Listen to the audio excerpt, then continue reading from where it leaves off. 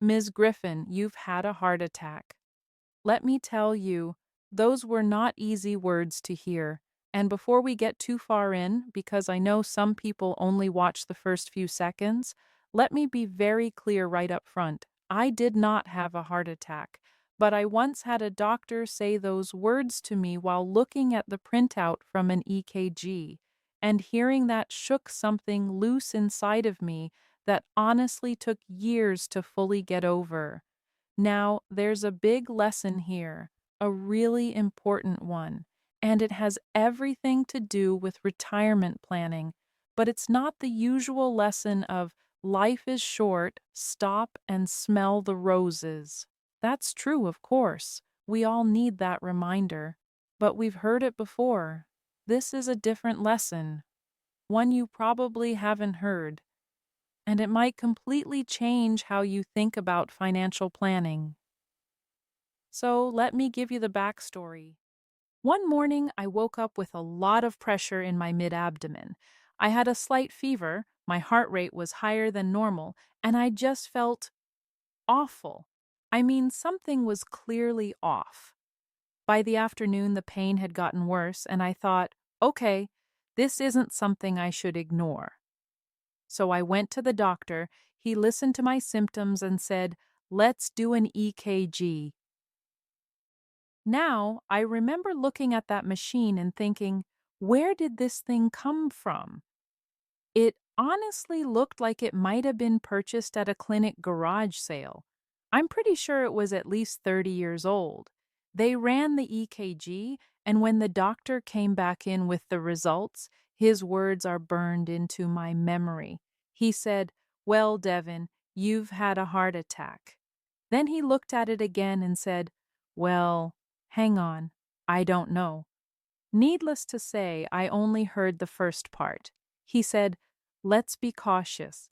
I want to send you to the hospital for a full cardiac workup. I ended up staying in the hospital for a couple of days. They did a nuclear stress test, blood work, imaging, the whole thing. And finally, the cardiologist came in and said, Devon, your heart is fine.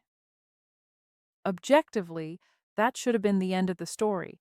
But here's the thing, those words had already done damage.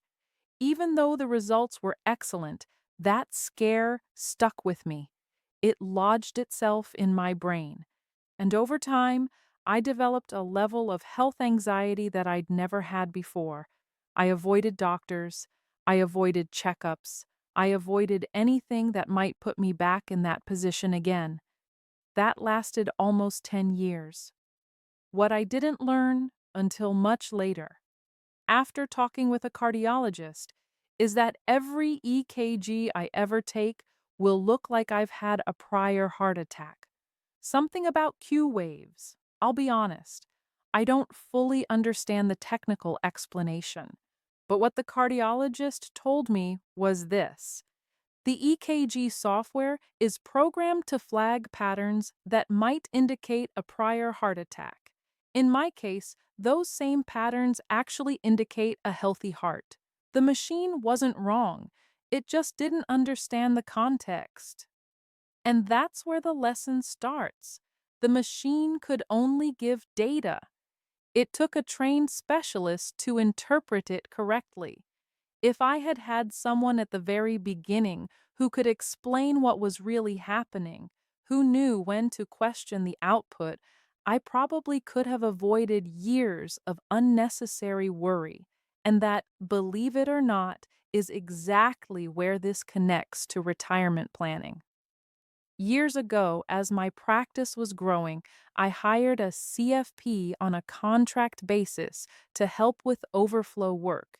He wasn't brand new. He'd been in the industry about 10 years, but his career hadn't grown the way he'd hoped, and he was looking for side work. The first plan he sent me was for a client who wanted to evaluate Roth conversions. It was the typical output, an 80-page PDF, beautiful charts, clean graphs, happy couples walking on the beach. But as I started reviewing it, I realized something troubling. Even I couldn't clearly see why the Roth conversions made sense. The report just optimized conversions up to a certain tax bracket, but it didn't explain the mechanics. And there were important questions that weren't addressed at all. So I asked him, in this plan, where are the taxes for the Roth conversions being paid from? And his answer was, well, I don't know. The software doesn't tell me that. That was the moment it hit me. Just like that EKG, the software could generate data, but the person reading it didn't fully understand what was happening beneath the surface. And sadly, this isn't rare. There are advisors who rely heavily on software to create the illusion of planning. They check boxes, they hit optimize, they print reports, but they don't question assumptions, they don't stress test outcomes, and they can't clearly explain why something is being recommended. That's not real planning. That's what I call planning light.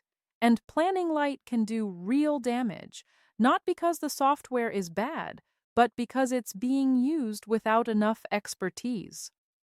How to tell if your advisor understands the data. So, if you're thinking about hiring an advisor, or if you already have one, here are some questions you should feel comfortable asking. And by the way, the most powerful question in all of financial planning is just one word. Why? Question 1.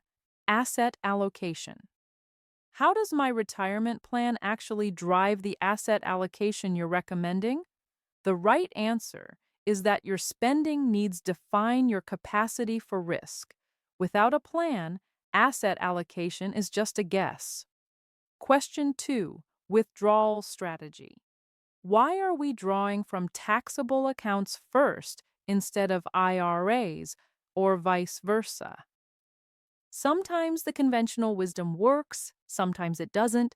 Defaults are not decisions. Question 3. Social Security timing. Why does this Social Security filing strategy make the most sense for me? If the advisor just hits optimize, you're missing the real value, which is comparing trade-offs. Question 4. Probability of success. What assumptions are being used in my plan, and why? Monte Carlo testing can be useful, but it can also be dangerously misleading if you don't understand the inputs. Question 5. Roth conversions. Why do Roth conversions make sense in my case? And how will I know when I've converted enough? This is about lifetime taxes, flexibility, and trade-offs, not just filling up brackets. If your advisor can answer these questions clearly, confidently, and with data, not just rules of thumb, you're probably in good hands. But if they stumble, deflect, or rely entirely on what the software says, that should raise a red flag. Because remember, the machine can only give data. It takes expertise to interpret it, and your retirement deserves expertise. Oh, and if anyone leaves a "get well soon" or "sorry to hear about your heart attack" comment below, we'll all know they didn't watch the whole video, but if you're still here, you did, and I appreciate it. Thanks so much for watching. Have a great weekend.